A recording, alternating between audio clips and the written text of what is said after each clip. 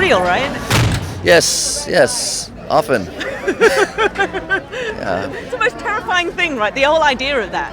Yeah, it's pretty frightening. It's pretty vulnerable position to be in, and even I was in a full body restraint, for 11 hours of the day. It just strapped me in, and then I'd often be left in it because it's too complicated to take off, and I'd be able to stay centered and focused and leave me in the corner of the room in my straitjacket. It's kind of safe, actually. You can't do yourself any harm. For me, acting is about changing from role to role as much as possible, and it's great. I got to play lots of sort of damsel in distresses and all that, and that was absolutely fantastic. But if the opportunity comes out to actually change, then you've got to grab it with both hands. So this is a part, that I hadn't played before, and that was really, really, really exciting. And the film, when I read the script, and I believe the film as well, it is a completely unique piece of work, and it's actually quite rare that you find a piece that is totally different. And I wanted to be a part of making this movie desperately.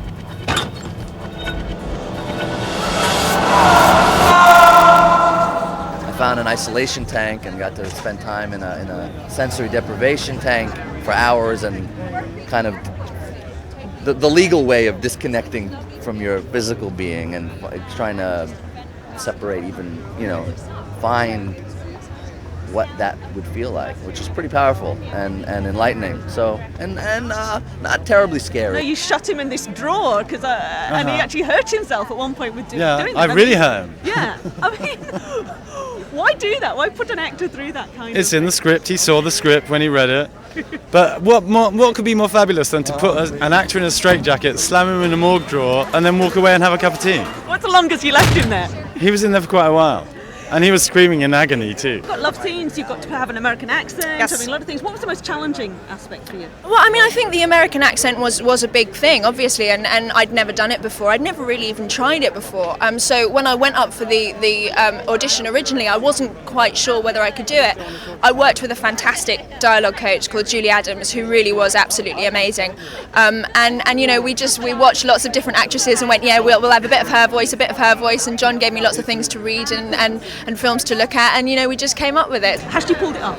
She's a genius. I didn't want her for this film, and it's become kind of public knowledge that I actually, when I first met her, I said, I don't want you, I want a real American actress.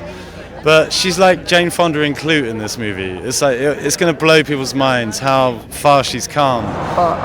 Let me ask you that again. This time look around and consider your options. Have you got somewhere you need to go? I love that kind of stuff, and it was just great to really work hard and find something that I can be quite proud of, and I think I am. Good. So it's all good. It's also a fun journey, and I do love scenes with Keira Knightley, and envy of all the guys in my neighborhood in Queens. So it's kind of so it's cool. It's fun.